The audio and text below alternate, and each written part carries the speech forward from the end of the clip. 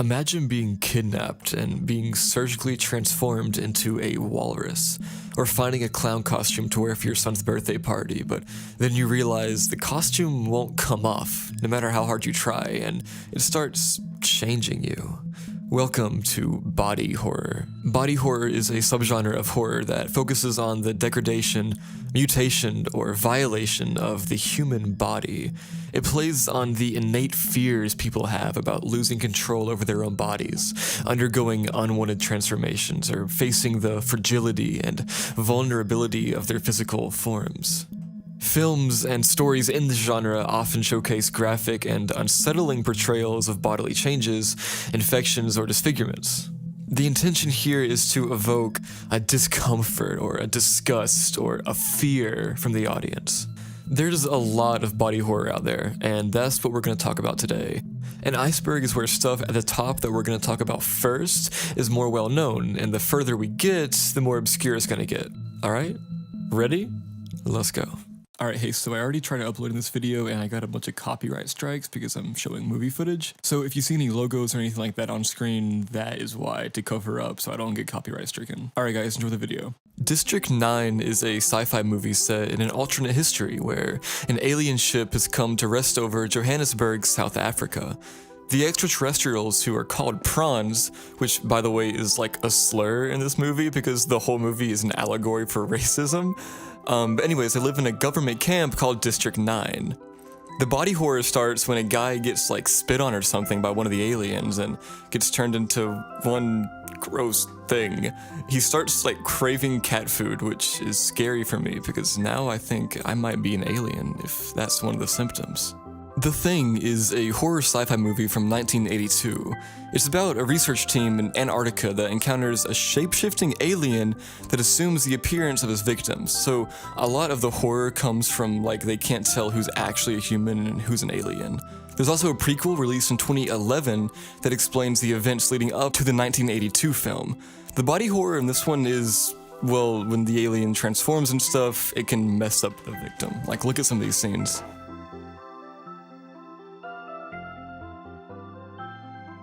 Annihilation is a sci-fi movie about Lena, a biologist and former soldier, who joins a mission to uncover what happened to her husband inside Area X, aka the Shimmer. The Shimmer is a sinister and mysterious phenomenon that is expanding across the American coastline, and once inside, the expedition discovers a world of mutated landscapes and creatures, as dangerous as it is beautiful, that threatens both their lives and their sanity.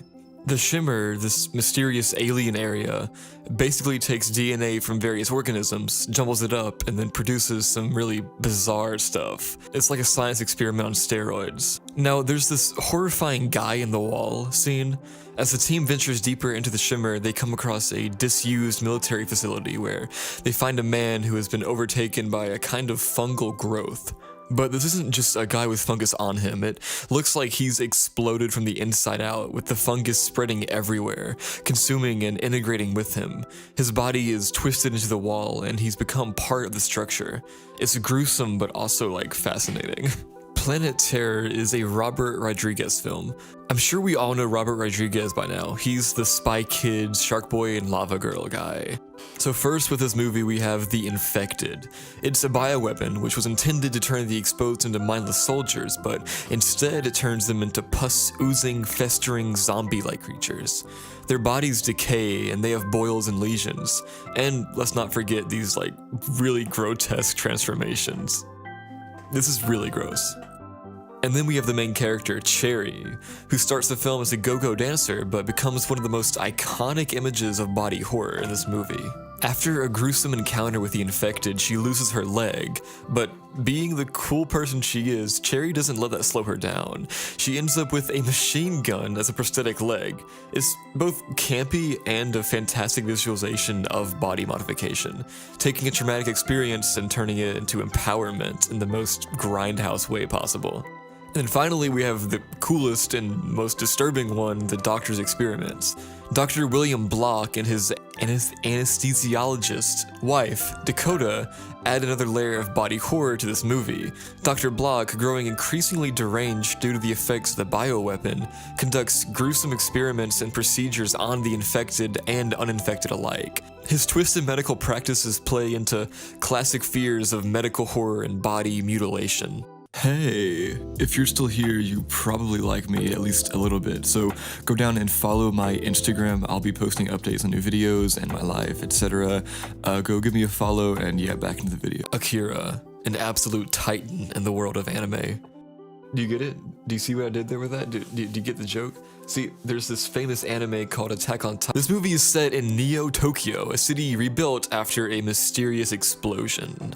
The central body horror elements revolve around Tetsuo Shima, a member of a biker gang, and then after a motorcycle accident, Tetsuo starts to exhibit powerful psychic abilities, similar to the mysterious child Akira, who caused Tokyo's initial destruction. As Tetsuo's powers grow, he struggles to control them, with one of the most terrifying scenes being when his arm mutates into a massive, writhing mass of metal and flesh and machinery. It's this uncontrollable, pulsating growth that becomes a horrifying thing. And then also there are these espers who are children with psychic abilities, and their appearance alone touches on the theme of body horror. They have prematurely aged, like wrinkled faces on child-sized bodies, a result of an experiment that was done on them. Without giving away too much, let's just say that by the end of the film, Tetsuo's transformation takes on epic proportions. The uncontrollable growth and mutation of his body become the film's central horror, swallowing everything in his path and challenging his friends to find a way to save him and Neo-Tokyo from complete destruction. Now, what I like about the body horror in Akira specifically is that it's not just for shock value like a lot of other entries on here. Not that's a bad thing, but I just like how in Akira, the body horror is also like symbolic of the uncontrollable nature of progress and power, you know? Like Tetsuo's body rebelling and growing in ways he can't control kind of mirrors how Neo-Tokyo is rapidly growing and how the political powers at play can't even control the forces that they've awakened. In the 1986 version of The Fly, Jeff Goldblum plays a smart but quirky scientist named Seth Brundle. He's working on a machine that can teleport things, but one day a fly gets inside the machine with him and things go terribly wrong. After this, he starts changing into a scary mix of man and fly, which he calls the Brundle Fly. His change happens slowly, making it even scarier. At first, he just gets a bit stronger and looks a little different, but then his body starts to tear apart, and it's not just the physical change that's horrifying. It's also how he feels inside and the fear and sadness he goes through here, it's disturbing to watch. The movie's about things like getting sick and getting old and how delicate our bodies are. And then in the sequel, The Fly 2, we meet Martin, who is Seth Brundle's son. Because of what happened in the first film, Martin has some weird genes. He starts off looking pretty normal, but he grows up really fast, and then he also later turns into a fly-like creature again. The Skin I Live In by Pedro Almodovar is a freaky mix of body horror and mind games. Antonio Banderas plays Dr. Robert Ledgard, a super smart skin doctor. He's been through a lot and now he has made a special skin that can't get burned or hurt. But things get really creepy when we find out he's testing the skin on a woman, Vera, and he's keeping her locked up in his house. The story gets darker when we find out more about why Vera is there and who she really is. So yeah, Doctor kidnaps a girl to test stuff on her and test this miracle skin that's like a prison. Hellraiser revolves around this creepy puzzle box called the Lament Configuration. It's not just for fun, though. When you solve it, a door to another world opens, and that's where the Cenobites come in, with their leader, Pinhead. These aren't your regular scary monsters. They're super into pain and pleasure, sometimes mixing them up. Then there's Frank. He cracks the puzzle hoping for some wild fun, but instead gets more than he bargained for with the Cenobites. He somehow escapes their world, but he's missing his skin and he looks like this. Super gross. To get back to normal, he needs to take life from others, which is just as scary as it sounds. And then Julia, who's got a thing for Frank, does some pretty terrible stuff because she's so obsessed with him. It just shows how crazy and evil people can get when they're super into someone. Eraserhead is a movie about Henry Spencer, a quiet guy living in a really gloomy and industrial-looking place. Things get weird when Henry finds out he's become a dad with his girlfriend Mary, but their baby isn't like any baby you've seen before. It looks more like a creepy alien than a human, and it won't stop crying. This weird-looking baby becomes the main thing that stresses Henry out. The place where Henry lives adds to the creepiness here. Everything is dirty, noisy, and looks like it's falling apart. It's like the whole world is just sick and old, just like how the baby looks. There's a super weird dream where Henry's head gets chopped off and his baby's head takes its place. His actual head ends up in a weird factory where they use his brain to make erasers for pencils. It's all really strange and gross, but it shows how freaked out Henry is about being a dad and where he fits in the world. There are also like other weird stuff in the movie, like a lady with puffy cheeks who sings in a radiator, and people who suddenly get weird lumps in their skin. The people in the movie always look and act in strange and sometimes scary ways. Eraserhead was directed by David Lynch, who is like one of the best of all time, and he's really good at doing this like nuanced, subtle stuff. So I'm really glad that this ended up being on this Iceberg, because I love David Lynch, and I think this is really cool how he doesn't really use gore and just uses like just other kinds of weird body horror to showcase these like deeper themes, you know, of like fear and worry and stress. It's really interesting here. I'm glad it's here. An American Werewolf in London by John Landis is a killer mix of scares and laughs, and it's got one of the most memorable werewolf change scenes ever. David Kessler and his buddy Jack are two Americans traveling around England.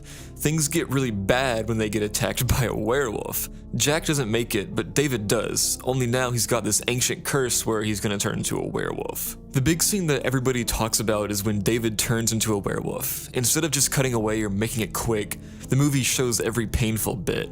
David's body stretches, cracks, and grows fur everywhere.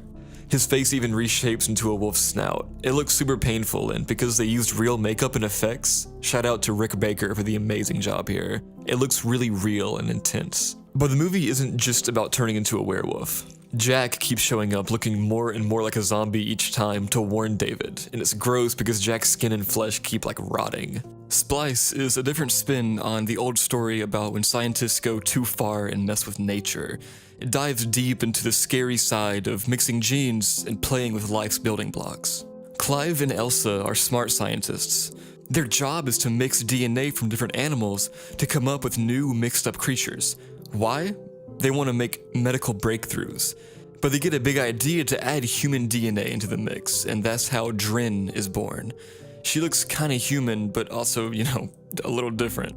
A big part of the movie's scariness is just watching Drin grow and change.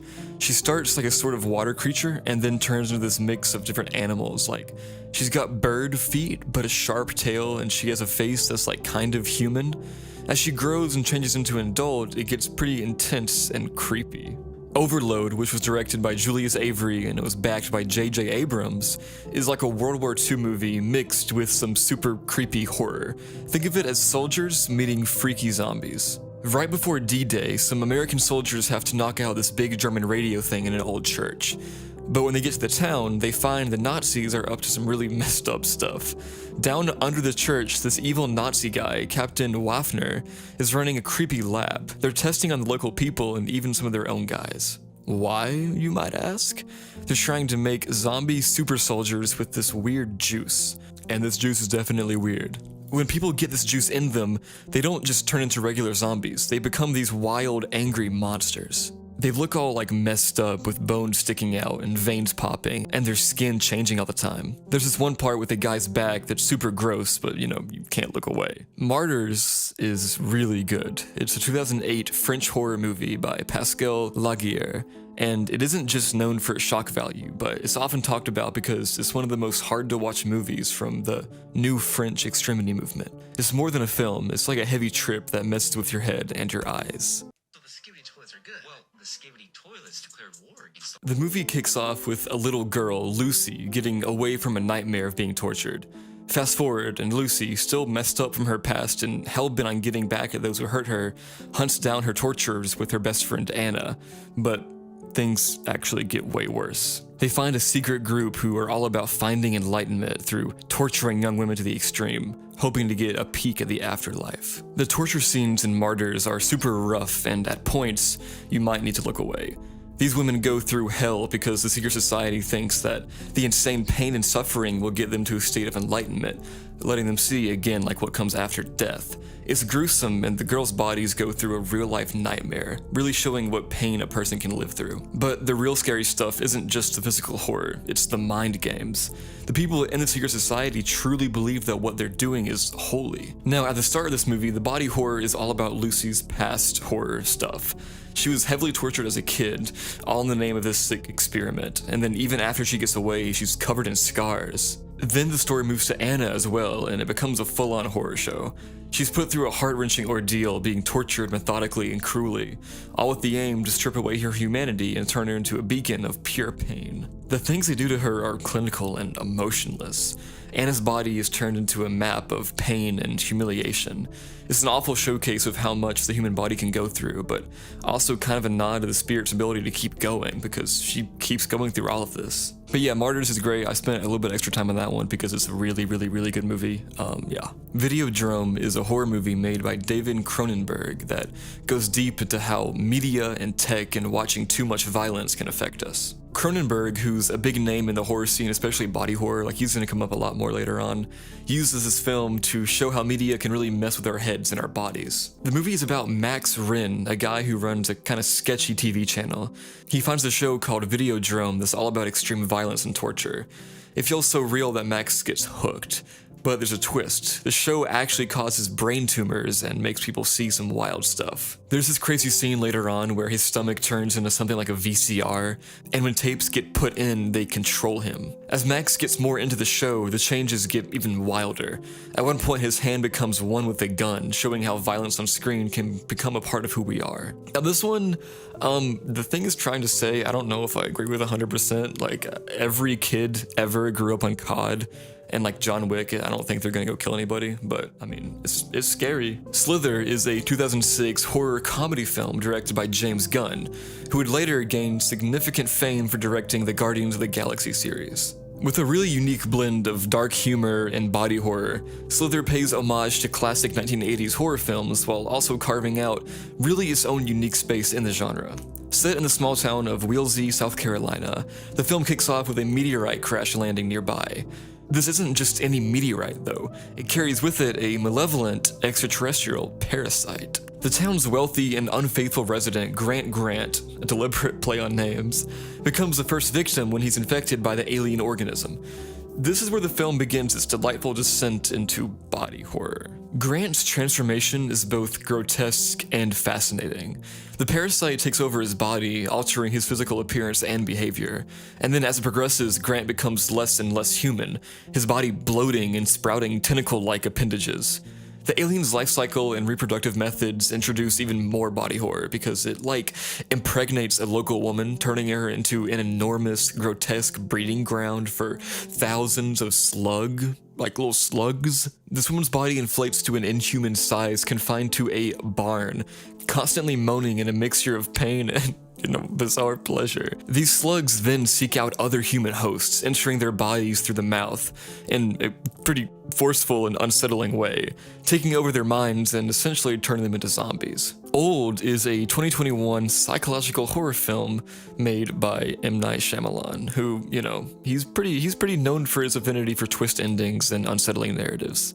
Based on the graphic novel Sandcastle by Pierre Oscar Levy and Frederick Peters, the film's premise is deceptively simple, but its implications are deeply disturbing, especially in the realm of body horror. A group of tourists, including a family with young children, find themselves on a secluded beach during their vacation. But there's something deeply wrong with this beach. Time is super accelerated. The body horror in Old is derived from this, rapid aging process. Watching children grow into adults in the span of a day, and pregnant women giving birth hours after conception, and the body's rapid degeneration all play into innate human fears of growing old, losing one's youth and facing mortality. It's scary, on more than just a gore level. And they get kind of creative with it too. Like there's this one scene where they have to like cut out a tumor of somebody, like really impromptu, just because, a tumor grows and then boom, it's just gonna like kill them in like 5 minutes if they don't do anything about it. The Cabin Fever series, initiated by the 2002 film directed by Eli Roth, delves into the body horror genre with a gruesome exploration of a flesh-eating virus that afflicts a group of young vacationers. The first entry sets the tone for the series. A group of college friends go on a vacation to a remote cabin in the woods, anticipating some carefree time away from the strains of daily life, but unfortunately their trip quickly turns nightmarish when they come into contact with a hermit infected with a mysterious and highly contagious flesh-eating virus. As the disease spreads among the friends, they're forced to watch as their bodies slowly deteriorate in horrifyingly graphic detail. The body horror is the foreground here, with skin peeling and open sores and other grotesque manifestations of the virus taking center stage. The sequel, called Spring Fever, takes the gruesome premise of the original and situates it in a high school environment. After the events of the first film, the tainted water supply from the woods finds its way into bottled water, which is then distributed and consumed at a high school prom, and as you might expect, chaos and gory mayhem ensue. The body horror elements are amped up, with even more graphic depictions of the flesh-eating virus's effects. The third movie, Patient Zero, is a prequel. This installment takes us to a Caribbean island where a group of friends encounters an isolated research facility. Inside, scientists are studying the origins of the flesh-eating virus with a focus on a singular asymptomatic carrier known as Patient Zero. The 2016 Cabin Fever, the fourth one that was made, is interestingly not a continuation, but it's just a direct remake of the 2002 original, using Eli Roth's original script. It revisits the story of the group of friends and their encounter with a deadly virus in the cabin, and it was just kind of a unnecessary remake, honestly, The Human Centipede movies, made by Tom Six, are pretty famous in the horror world because they show the very shocking and gross scenes like this one. These movies really try to just surprise and shock the audience, and some people find them pretty interesting, and some people find them unsettling. The main idea of these films is about joining people together in a way that looks like a centipede. So first, let's talk about the first movie, The Human Centipede First Sequence. The first film introduces audiences to the deranged Dr. Hyder, a retired surgeon who once separated conjoined twins, but now harbors a far more sinister surgical ambition to connect people via their gastric system. He kidnaps 3 tourists and subjects them to this horrific procedure, creating a human centipede. The body horror is explicit and excruciating, focusing on the physical and psychological torture of the victims. Obviously, look at this. Next we have The Human Centipede 2 Full Sequence. This sequel takes a meta approach. The main character, Martin, is obsessed with the first Human Centipede movie and seeks to create his own centipede, but this time with 12 people. Unlike Dr. Hyder, Martin is not a surgeon, and his methods are even cruder and more brutal. The body horror here is amped up significantly, delving further into explicit content and, violence. Themes of obsession, insanity, and desperation are explored because, Martin is devoid of any medical knowledge. So he mutilates and forcefully joins his victims together. And then the third one is The Human Centipede 3 Final Sequence. The last movie is set in a jail, and the jail's boss, after watching the first 2 movies, wants to punish the prisoners by turning them into a huge human centipede. So yeah, that's the basic rundown. The Ruins, a horror novel by Scott Smith that was later adapted into a 2008 film directed by Carter Smith, taps into a unique kind of body horror that intertwines the terror of nature gone awry with the inherent dread of ancient unknown spaces. The story follows a group of friends on vacation in Mexico who decide to visit an archaeological dig in a remote jungle. Their intrigue is piqued when they hear about a fellow tourist's brother who has gone missing after venturing to the same site. Upon arriving at the location, they discover an ancient Mayan temple covered in vines. However, the seemingly innocent expedition takes a dark turn when the locals force them to the top of the temple and won't let them leave. It becomes clear that the vines covering the temple aren't just regular plants. They're sentient, carnivorous, and have a taste for human flesh. The body horror in The Ruins is multifaceted. The vines have the terrifying ability to mimic sounds, including human voices, luring their prey and creating psychological torment for the group. More overtly horrifying, however, is the way the vines invade the human body. They enter through wounds or any other openings, growing and spreading beneath the skin, causing excruciating pain and grotesque disfigurement. The idea of something foreign taking root inside one's body and then growing and taking over touches on some really deep-rooted fears of infection and infestation that we've had, like evolutionarily and since the beginning of time. The trapped tourists are forced to make increasingly desperate decisions as they attempt to extract the invasive plants from their bodies. And then this includes some deeply unsettling scenes of makeshift surgery as the characters resort to cutting into their own flesh to remove the encroaching vines. These moments of self-mutilation underscore the theme of depression in this movie. Like, it's really, really emotionally and also physically just like grotesque and hard to watch. Return of the Living Dead, directed by Dan O'Bannon and released in 1985, is a cult classic in the zombie horror genre. While it's derivative of George Romero's iconic Night of the Living Dead series, it stands on its own with a unique blend of horror and dark comedy, but most uniquely a punk rock aesthetic. The film kicks off at a medical supply warehouse where an employee shows a new worker a military canister containing a gas called trioxin, supposedly housing a dormant zombie. An accidental release of the gas not only reanimates the corpse inside, but also affects the nearby dead bodies and anatomy specimens in the warehouse. As the gas seeps into the atmosphere, it causes acid rain, which seeps into the local cemetery. This results in the reanimation of the interred bodies, and, chaos ensues. So first, there's this iconic Tar Man, a skeletal, dripping zombie that has become emblematic of this film. But more broadly, the zombies in this movie are significantly different from Romero's original concept of the undead.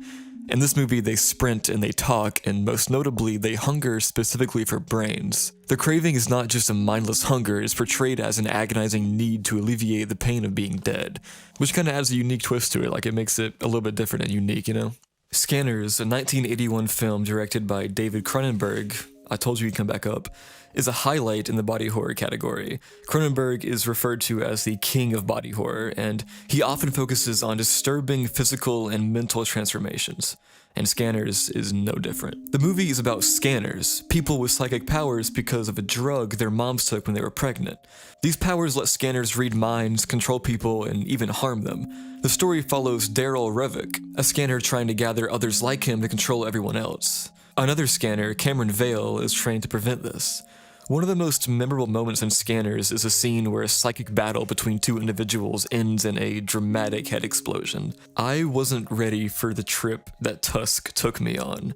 It's about a man named Wallace, a podcast host, who travels to Canada to interview an old sailor named Howard Howe. But things take a dark turn when Wallace realizes that Howe has some pretty twisted plans for him. When it comes to the body horror in Tusk, it's really about the sheer terror of transformation. Howe, with his bizarre walrus obsession, decides he wants to turn Wallace into, a human-walrus hybrid. As crazy as that sounds, seeing Wallace's slow transformation into this creature got under my skin. No pun intended. The surgeries, the changes, the loss of his humanity, it genuinely disturbed me. I mean, the idea of being so drastically changed against your will into something non-human, that's a nightmare. And for me, this movie really encapsulates that fear. But there's more to it, Wallace as a character was far from perfect. He was kind of a jerk, to be honest, and his transformation can be seen as this twisted form of justice or payback. By the end, the lines between who's the real monster get super blurry. This film made me ponder a lot about humanity and morals and the repercussions of our actions. And it hit me when it made me consider, what would I do in this situation? Ginger Snaps is a 2000 Canadian horror film directed by John Fawcett, centering on two teenage sisters, Bridget and Ginger Fitzgerald. These sisters, who share a deep bond, are both fascinated by death, often staging fake death scenes and taking photographs as a morbid hobby. However, their lives take a dramatic turn one night when Ginger is attacked by a mysterious creature. Following the attack, Ginger begins to exhibit some strange behaviors and physical changes, leading Bridget to believe that her sister is transforming into a werewolf. The body horror in Ginger Snaps is more than just the graphic transformation of a girl into a werewolf. Color Out of Space is a 2019 horror film directed by Richard Stanley, inspired by H.P. Lovecraft's short story. The narrative unfolds on the Gardner family's farmstead, which becomes ground zero for cosmic chaos after a meteorite crash lands there. This isn't just a rock, it dissolves, releasing an otherworldly color, a shimmering magenta that doesn't belong to any known spectrum. This color isn't benign, it's an entity with sinister sinister intentions, and it wreaks havoc on everything in its path. The immediate transformations on the Gardner farm are both wondrous and eerie. The once familiar landscape now gleams with an alien radiance. While at first the changes seem almost magical, especially with the flora taking on vibrant hues, it soon becomes a nightmare. The farm's produce, although lush, turns inedible, and then animals like their alpacas mutate into unsettling forms, invoking pure body horror. Cargo is a 2017 post-apocalyptic horror film directed by Ben Howling and Yolanda Ramk. Set in Australia amidst a pandemic, the story revolves around Andy, played by Martin Freeman, who is desperately trying to ensure his infant daughter's safety. Infected by a virus that slowly turns his victims into violent, zombie-like creatures, Andy has limited time to find a safe place for his daughter before he succumbs to the infection. As the infection takes hold of Andy, we see the physical manifestations of the virus. His eyes gradually cloud over, blood oozes from his orifices, and his behavior starts becoming increasingly erratic and aggressive. This slow degradation serves as a ticking clock, heightening the film's tension. The Blob from 1988 is a sci-fi horror film directed by Chuck Russell, serving as a more graphic and updated retelling of the 1958 original. The premise is rather straightforward yet terrifying. A meteorite crashes near a small town, releasing a gelatinous organism that consumes everything it touches, growing larger and more menacing with every meal. The body horror in this version of the Blob is heightened considerably when compared to its 1958 counterpart. The Blob doesn't just consume its victims, it digests them in a display of gruesome detail. The very idea of being engulfed by an unfeeling, insatiable mass and being slowly dissolved is enough to send shivers down anyone's spine. Throughout the movie, we're given close-up shots of the Blob's translucent body, where we see the half-digested, agonized faces of his victims, encapsulating the horrifying fate that awaits those caught by this creature. Splinter is a 2008 horror film directed by Toby Wilkins. The story kicks off with a couple, Seth and Polly, whose romantic getaway takes a dark turn when they're carjacked by an escaped convict and his drug-addicted girlfriend. However, these four characters soon find themselves trapped in a gas station, not by each other, but by a sinister parasitic organism that has a particularly gruesome way of propagating itself. The body horror here is both visceral and innovative. The parasite, which looks like splintered spikes or quills, infects its hosts by piercing their skin, and once inside, it begins to take over, converting the host's body in ways that defy the natural limits of human anatomy. Limbs twist and snap at odd angles, bodies are pulled and reshaped, and the resulting creature moves with a jarring, twitchy motion that is eerily unnatural. Even more horrifying is the way the parasite can reanimate and utilize dismembered body parts. There's something profoundly unsettling about seeing a detached hand scuttling around like a spider, driven by the parasite's will. It's like that Diary of a Wimpy Kid book where they watch The Hand, like the horror movie just called The Hand. Altered States follows a scientist named Eddie Jessup, who's deeply curious about human consciousness. He believes that there are other states of existence that can be tapped into by using a mix of drugs and sensory deprivation. As he starts experimenting on himself, the drugs begin affecting his physical form. He starts experiencing real, physical regressions, transforming him into more primitive states of humanity. But it's not just, mental either. His body undergoes severe and shocking changes. The Void starts off simple. A police officer rushes an injured man to a nearby hospital, but soon things spiral out of control. Outside, a cult surrounds the place, and inside, something even more terrifying is happening. Patients and staff start turning into grotesque creatures. These monsters with their tentacle-like appendages and distorted faces are pure body horror. It taps into fears of transformation and the unknown, with a surgery going wrong. Possession delves into the psychological and physical breakdown of a woman named Anna after a tumultuous breakup with her husband. But it's not your average breakup story. Anna has an affair with a very strange, tentacled creature. The relationship is jarring and shocking, bringing the body horror front and center. The physical contortions and breakdowns Anna goes through, combined with her intimate relationship with this weird thing, are disturbing and unforgettable. In The Brood, Nola undergoes an experimental therapy after a rough separation from her husband. As she dives into her anger and trauma, she begins to give birth to small mutant children. These children, physical manifestations of her emotional pain, act on her violent impulses. The very idea of birthing these malevolent creatures and the gore associated with it is terrifying, bro. I mean, this is gross. This is a gross one. Toxic Avenger is a series about a young man named Melvin who gets exposed to toxic waste and transforms into the Toxic Avenger. While he becomes a sort of superhero for his town, his physical appearance drastically changes. He looks monstrous with distorted features, and throughout the series we see a variety of mutants and grotesque beings, each more shocking than the last. These movies blend comedy and horror, so it's, kind of like more funny than the other ones here. In spring, Evan, a young man grieving his mother's death, travels to Italy. There he meets and falls for Louise, a beautiful woman with a dark secret. Periodically, she undergoes grotesque and horrifying transformations into different creatures. Evan's love story is interspersed with these moments of horror as he grapples with Louise's true nature. The detailed transformation scenes showing Louise's body contorting and reshaping are the film's standout body horror elements. It's a film that's beautifully yet disturbingly intertwined romance with horror. The Bay is a found footage horror film that focuses on a waterborne parasite in the Chesapeake Bay, which turns the residents of a small town into hosts for its horrific life cycle. This parasite, a mutated form of an isopod, eats its host from the inside out. Victims experience these gross rashes and boils and other deformities. The terror here comes from the vulnerability of our own bodies. These parasites, taking control from within, turn ordinary people into grotesque versions of themselves. So this one has kind of like a theme of, like how fragile the human body really is. From Beyond is inspired by H.P. Lovecraft's story, and it revolves around a machine called the Resonator. This device stimulates the pineal gland, allowing for those nearby to perceive planes of reality outside our own. But there's a catch. When activated, it also makes the user visible to entities from those planes. The consequences are dire. Overexposure to the machine leads to grotesque physical transformations. Dr. Pretorius, an early victim, mutates into a monstrous form, while other characters experience the growth of new, disturbing sensory organs. This one's really interesting. I like the premise of this one. This one's really cool. It's like sci-fi and I just like this one.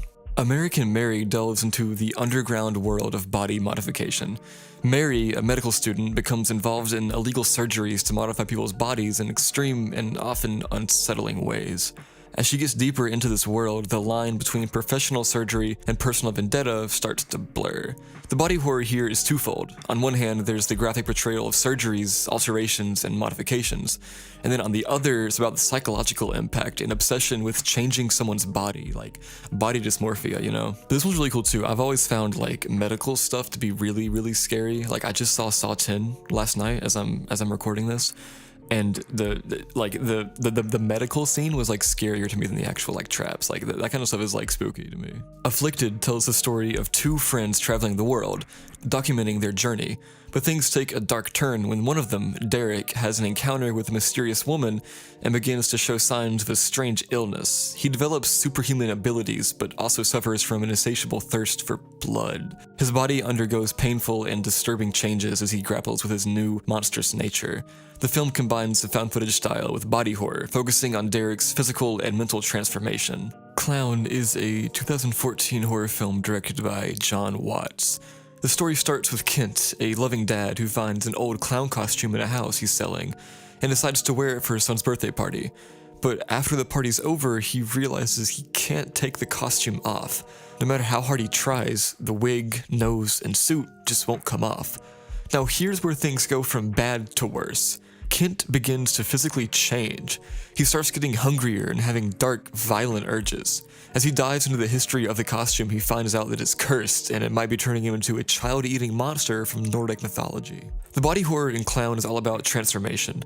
Imagine putting on something as innocent as a clown costume and then being unable to remove it. The horror gets ramped up when this costume starts changing who you are, both mentally and physically, your thoughts start to change.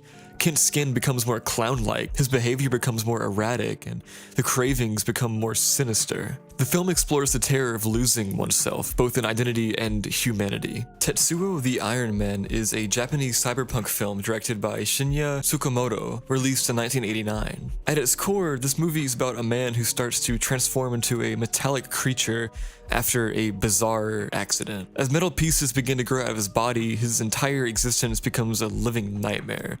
The The film is gritty, shot in black and white, and has a frantic industrial soundtrack. Its visceral imagery and frenetic pace make it a standout in the body horror genre. The series continued with Tetsuo 2 Body Hammer and Tetsuo the Bullet Man, where similar themes of man-machine fusion are explored, but with different characters and storylines. Excision, directed by Richard Bates Jr. and released in 2012, tells the story of Pauline, an awkward teenage girl with dreams of becoming a surgeon. She's an outcast at school, and at home, she's struggling with her overbearing mother and taking care of her younger sister who's sick. What sets this film apart is its dream sequences, which are both disturbing and beautifully shot. In these dreams, Pauline imagines performing grotesque surgeries, blurring the lines between her aspirations and some more disturbing fantasies. And then at the end, there's a really cool climax. This one I'm not gonna spoil, Released in 2014, Starry Eyes is directed by Kevin Kolsch and Dennis Widmeyer. The movie revolves around Sarah, a young, ambitious actress in Hollywood who is desperate for her big break. When she auditions for a role in a film produced by a mysterious production company, she's willing to do whatever it takes to get the part. As she delves deeper into the enigmatic world of this company, she begins to undergo a horrifying transformation, both mentally and physically. The film's themes are about the lengths that people go to achieve fame and how the Hollywood machine can chew up and spit out those who are desperate to be a part of it. Her body decays, but there's some themes going on here and some symbolism too, you know? Hey, we finished layer 5. Let's get into layer 6, guys. We're like a little over halfway. Directed again by David Cronenberg, Shivers is set in a luxury apartment complex called Starliner Towers. The story begins when a scientist tries to create a combination of aphrodisiac and organ transplant for human use, but the experiment goes wrong. The resulting parasites look like a mix between a turd and a blood-engorged tick. It's disgusting. When introduced into a human host, these parasites increase the host's sexual desire and aggression. Infected hosts spread the parasite through sexual contact. The outbreak begins when one of the infected residents attacks others in the complex, and it quickly spirals out of control. The film culminates in chaos as the entire complex becomes infected, leading to an orgy of violence and sexual aggression. The movie ends with infected residents leaving the complex, hinting at a wider epidemic to come. Scary stuff. Yet another David Cronenberg classic. Rabid centers around a young woman named Rose, played by an adult film star, Marilyn Chambers. After a motorcycle accident, she undergoes experimental plastic surgery. Is that a Blade reference? The surgery inadvertently causes a mutation where she grows an orifice in her armpit, from which a phallic-shaped stinger emerges. This one is just so weird. I feel uncomfortable talking about this one. When she feeds, she sucks blood from her victims, transmitting a form of rabies. Those bitten, in return, become violent and affect others through their bite. The infection quickly spreads throughout Montreal, leading to martial law as the city becomes engulfed in chaos. The military and police attempt to contain the epidemic, with Rose's boyfriend trying to find and stop her. By the film's end, Rose is killed, spoiler alert, but the implication is that the disease has spread too far to be contained. Directed by Frank Hiddenlotter, Basket Case is a cult horror comedy film about a young man named Dwayne Bradley who lives in New York City, and he arrives with a mysterious wicker basket. Inside the basket is his deformed, formerly conjoined twin brother. Separated against their will by surgeons, the brothers seek revenge on the doctors who performed the operation. As Dwayne tries to establish a life in the city and even starts a romantic relationship, his brother becomes increasingly jealous and violent. The film mixes dark humor with graphic horror and is notable for its low budget. It has really creative special effects, you know? Antlers is a horror film inspired by a short story called The Quiet Boy by Nick Antosca. Set in the small town of Kispus Falls, Oregon, the story revolves around a schoolteacher named Julia and her brother Paul, who's the local sheriff. They become concerned about a young student, Lucas, who is taking care of his younger brother in secrecy. As they dig deeper, they discover that Lucas's father has become a monstrous creature due to a curse related to a Native American legend of the Wendigo, a spirit associated with cannibalism. The creature feeds on human flesh and spreads its curse to those it injures without killing. The climax is intense and harrowing, as Julia and Paul attempt to save Lucas and his younger brother from this creature and the curse. Taxidermia is a Hungarian film known for its disturbing visuals and a storyline that spans 3 generations. It's kinda cool. The movie isn't just a body horror, but also a dark commentary on Hungarian history and obsessions. The story begins with a sexually obsessed soldier during World War II, continues with his son who becomes a champion speed eater in communist Hungary, and then it concludes with the grandson, a taxidermist. Each generation deals with extreme body modifications or alterations, from grotesque sexual fantasies to gluttonous expansion to the art of preserving and displaying dead bodies. This film's kind of weird to watch, but I guess I should have known that when I made a video about a body horror iceberg. I should have known what I was getting into. Brian Yuzna's Society is a satirical body horror that critiques the American class system, like American Psycho. Bill Whitney, a Beverly Hills teen, has always felt out of place among his wealthy family and friends. As he started to unravel dark secrets about the people around him, he discovers that the upper-class society he's a part of is involved in perverse and grotesque orgies where they literally feed off the poor to maintain their youth and status. This film is infamous for its climax, known as the shunting scene, where the rich literally meld, twist, and contort their bodies together in this grossness. Directed by Neil Jordan, The Company of Wolves is a gothic fantasy horror film based on the werewolf theme. It's a retelling and deconstruction of the Little Red Riding Hood fable. The story is framed as a dream of a modern girl named Rosaline, where in a medieval setting, she listens to her grandmother's cautionary tales about men whose eyebrows meet in the middle, signaling that they're werewolves. The film is filled with dreamlike imagery, and transformations are symbolic of sexual maturity. Again, just really weird, bro. This one is like more than just the actual like horror. It's just like it's got like weird concepts. It's just like kind of weird, dude. Directed by Larry Cohen, The Stuff is satirical again, and it critiques consumerism. The plot revolves around a mysterious and highly addictive substance that bubbles out from the ground and is quickly marketed as a new dessert product called The Stuff. As people across the country become addicted, it's discovered that the stuff is a sentient organism that eats people from the inside out, turning them into like zombies. A former FBI agent, a young boy, and a junk food mogul team up to expose the truth about the stuff and to stop its spread. Alright, that was layer 6, guys. Isn't this so exciting? Let's get straight into layer 7, oh my gosh. Contracted is a movie that follows a young woman named Samantha, who, after a one-night stand, starts to exhibit alarming symptoms. She initially believes it's an STI, but it becomes clear that something far more sinister is at play here. Over the course of the film, Samantha's body goes through gruesome changes. Her eyes bleed, her nails fall off, and her flesh begins to rot. There are disturbing depictions of deteriorating physical condition, culminating in a horrific transformation by the end. This one is really hard to watch. Dr. Jekyll and Mr. Hyde is like a classic story that's been done a bunch, so I'm not really sure which movie this one is referring to, so I'll just talk about the story as the original story. This story delves into the dual nature of humanity, the civilized rational side versus the wild primal side. The body horror aspect is primarily evident in the physical transformation of Dr. Jekyll into his sinister alter ego, Mr. Hyde. Every time Dr. Jekyll drinks the potion he made, he undergoes a grotesque and painful metamorphosis into Mr. Hyde. So basically, it's just like, he drinks a potion, he changes into somebody else. This one, I don't really know why it's here.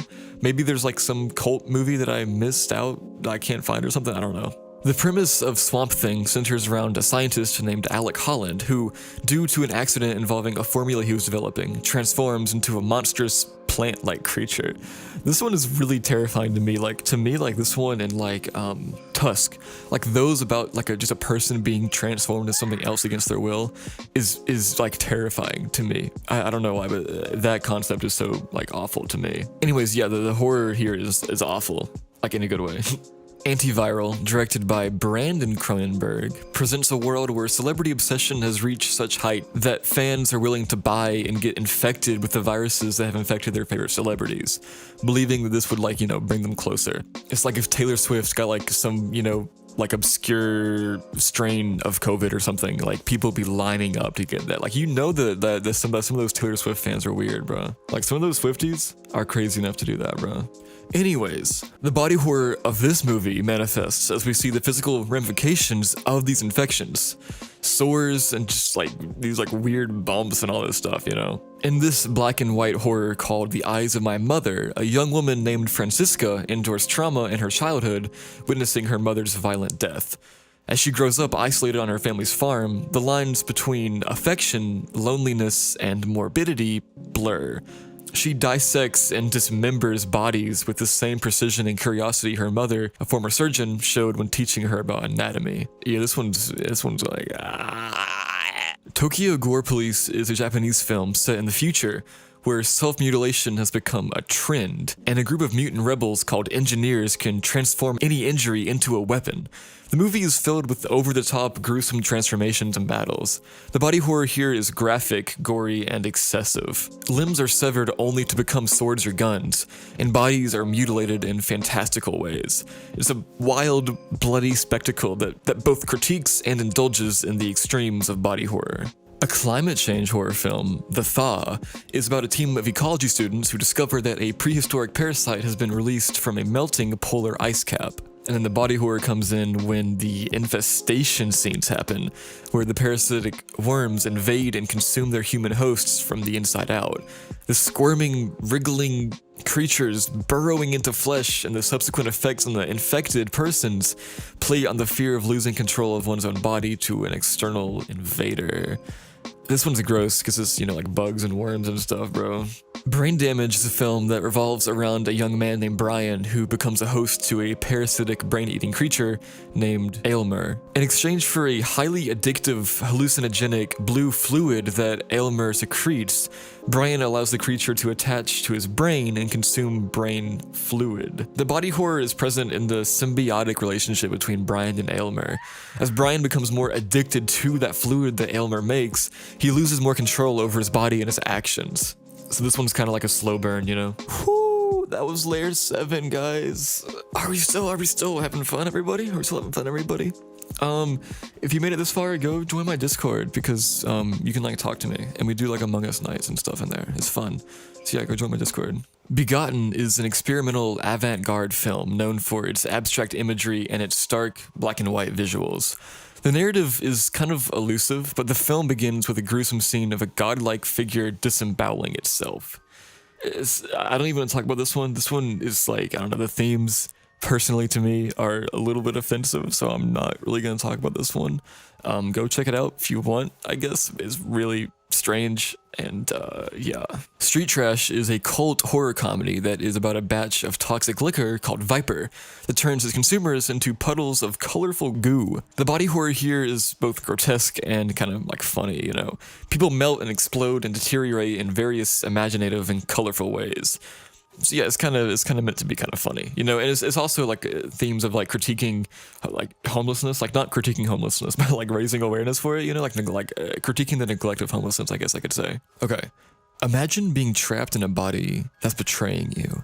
Ware brings a fresh perspective to the werewolf tale by wrapping it in a cloak of a crime thriller. As the story unfolds in France, a family is brutally attacked, and all eyes turn to a strangely hulking man suffering from a unique condition.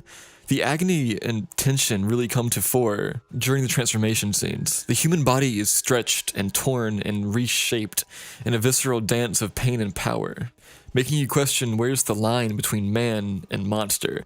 It's a gut-wrenching twist on the classic werewolf transformation, challenging our sympathies and fears. Set against the grim backdrop of World War II, Frankenstein's army plunges us into the world of mad science taken to its extreme. A group of unsuspecting Russian soldiers stumble upon a hidden Nazi lab. What they find is both horrifying and tragically fascinating. Creatures stitched together from the fallen, melding man-machine and pure nightmare. These aren't just monsters, they're reflections of war's brutality. This movie really goes into how inhumane war can be. The ABCs of Death anthology is known for its wildly varied and often shocking takes on mortality. The Z is for Zygote segment is particularly haunting in its portrayal of body horror. It begins with a woman waiting for her husband's return, but as time passes, she harbors a secret inside of her. This one, I don't want to talk about. This one is not YouTube safe. It's gross, and yeah, it's about a zygote, so I'm just gonna leave it at that. Yeah, I mean, your imagination can do the rest, honestly. Imagine your regular fast food chicken place. Now throw in ancient burial grounds, vengeful chicken ghosts, and a healthy dose of dark humor. That's Poultrygeist for you. When a fast food chicken establishment is built on sacred ground, the spirits are not pleased. The chickens come back to life, and what follows is a zany, over-the-top display of body horror mixed with satire. Humans transform, merge, and explode in a symphony of gore and feathers. The film is This is literally the plot to Breaking Bad. Beach House is about a young couple, Emily and Randall, trying to fix their relationship with a beach getaway. Things get weird when they find another couple already at the house. It gets even weirder when a glowing fog rolls in and they eat some questionable seafood. The horror comes in when their bodies start reacting badly. They hallucinate, feel sick, and there's a creeping dread as they realize that something is really wrong. The scary stuff: worm-like things in their feet, eyes turning cloudy, and their bodies changing in super gross ways. Basically, some alien thing from the environment is getting inside them and messing them up. The film isn't just about gross-out moments, though. It's hinting at bigger fears, like our environment turning against us and the unknown dangers around us. This one makes you think, you know? In Assimilate, a classic premise is given a modern twist. The story follows a group of friends who discover that their small town's residents are being replaced by emotionless clones. This is the kind of horror that sneaks up on you, you know? The realization that the people you know and love aren't who they seem. The body horror is not just in the physical transformation into these duplicates, but also in the haunting idea of losing one's individuality, memories, and emotions.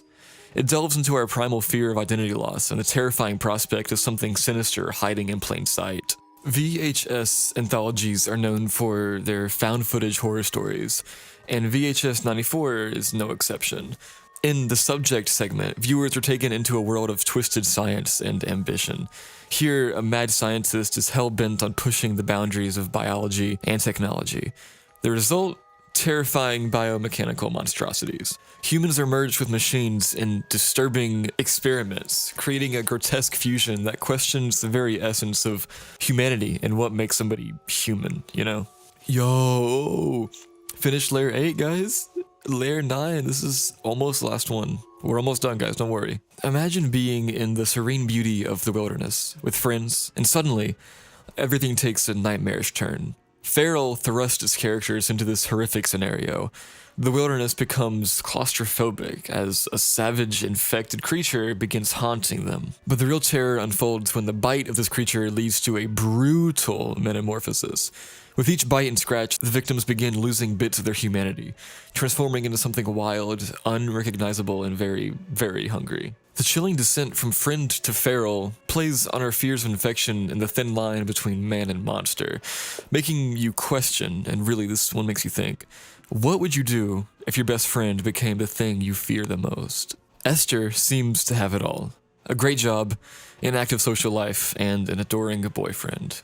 One night, whilst attending a house party with colleagues, Esther hurts her leg in the backyard on some industrial supplies. And she's alone when it happened, so she doesn't even realize that she has been hurt until much later, briefly inspecting the injury in the upstairs bathroom. After the party, Esther visits a doctor, who patches her up and wonders why she didn't feel the injury initially. Esther wonders too, but seems unconcerned about it. The next day though, while taking a bath, Esther becomes fascinated by the folds of her skin around her thigh. Her boyfriend, Vincent, finds out about her injury and also becomes concerned about how she didn't feel it when it happened. Vincent decides to test if Esther can feel anything by lightly touching her arm when she's not looking. She reacts to it normally though. At work, Esther impulsively runs into a filing closet and proceeds to cut herself further with a random piece of metal. Esther then asks her friend to come have a break, but her friend declines.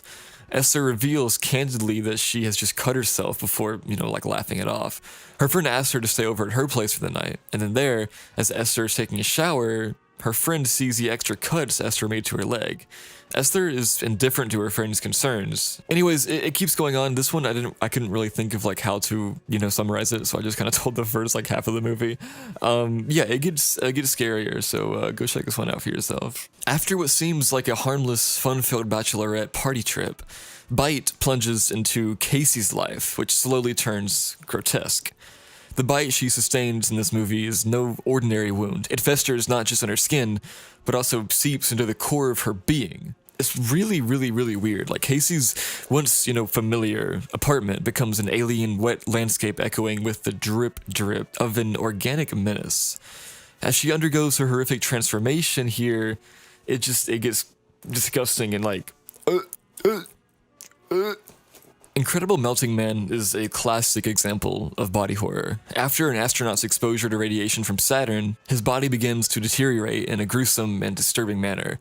The audience witnesses the gradual, horrifying melting of his flesh, and he becomes a grotesque and deranged figure along the way. The movie doesn't shy away from showcasing the visceral, physical transformation, making it chilling and memorable in that classic, like I said. The story of The Beast Within revolves around a young man, Michael, who undergoes a nightmarish transformation triggered by a creature attack years earlier.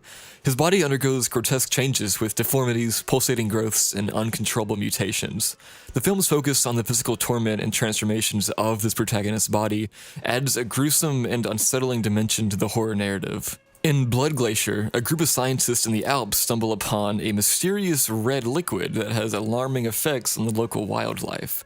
The body horror element is evident as the creatures in the area undergo grotesque mutations, with their bodies merging into horrifying hybrids. Also, guys, I feel like I'm repeating myself a lot here, but I don't really know what else to say about these movies other than, they have grotesque mutations.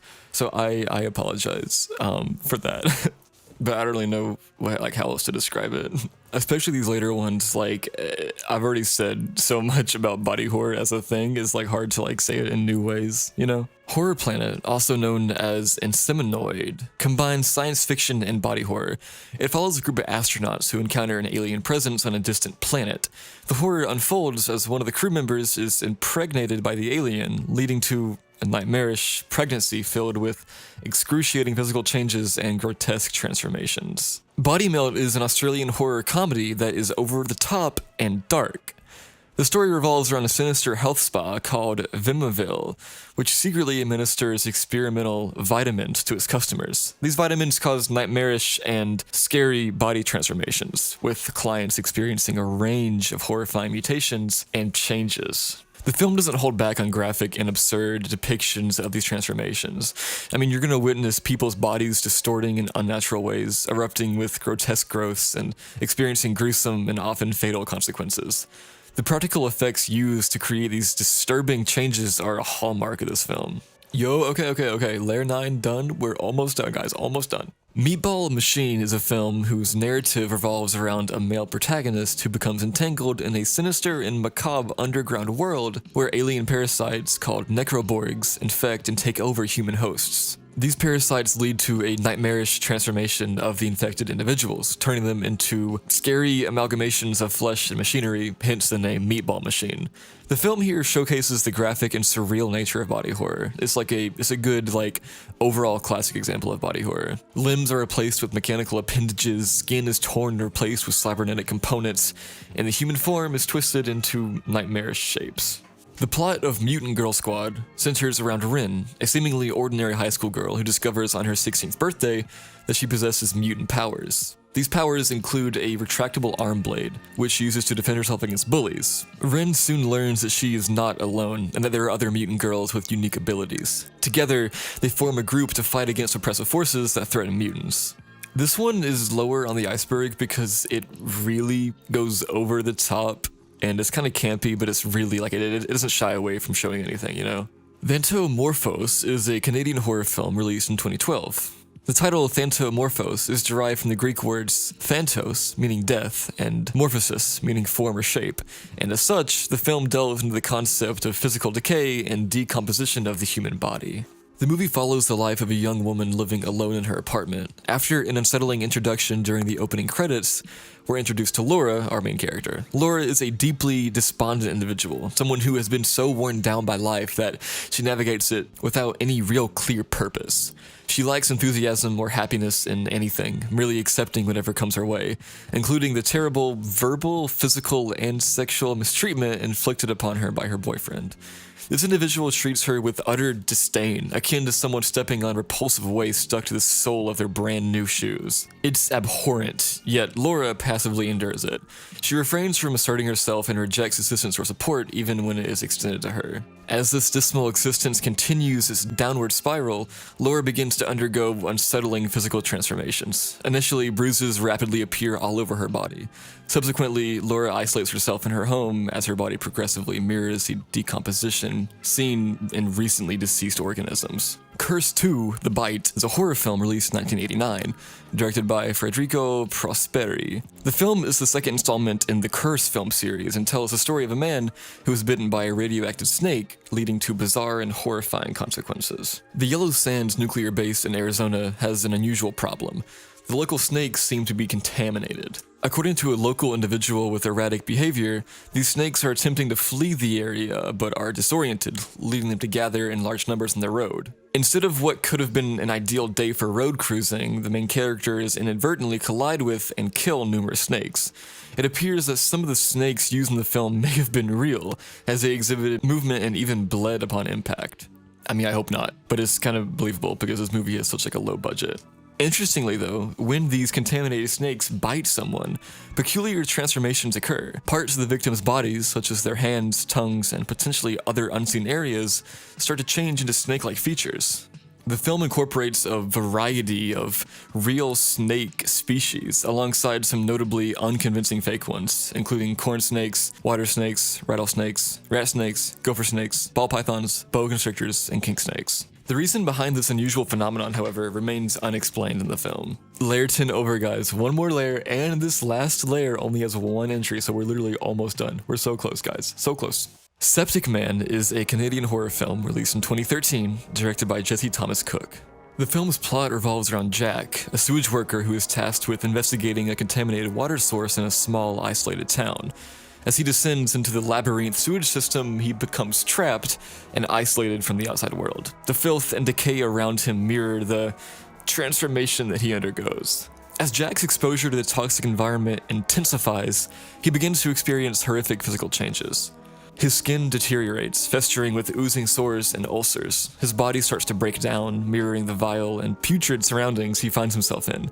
The stench of decay becomes unbearable, and his descent into madness becomes more pronounced. The film is relentless in its portrayal of Jack's suffering and disintegration. It explores the darkest corners of body horror as his body becomes a nightmarish landscape of decay and deformity. The audience is subjected to graphic and nauseating visuals that leave an indelible mark on the psyche. As Jack's mental state deteriorates along with his physical form, Septic Man becomes a relentless and nightmarish descent into the depths of horror.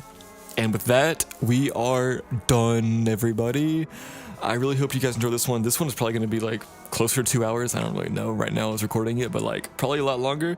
Let me know if you guys like these longer ones. I think you guys do. According to my view counter, it seems like you guys really like the longer ones more.